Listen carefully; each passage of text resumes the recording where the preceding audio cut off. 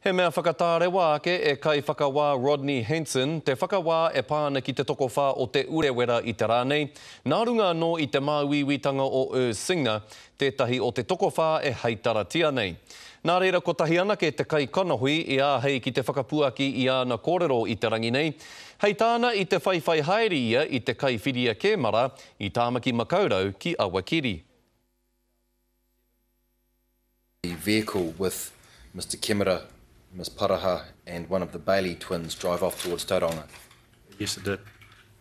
At 5:08 p.m, did you drive past the White Pine bush area at Taniatua, and did you see the Toyota Wyndham vehicle parked there? Yeah, it was in like a little lay-by area, White Pine bush, and all three of them were outside the car. Aha koa te tohu māuiwi a te tākuta e ki ana me whakatā a Singer mo te toru rā. Ka haere tonu te whakawā a te kōti a Pōpō taino atu e hoama ki te tūhoitanga o te rā.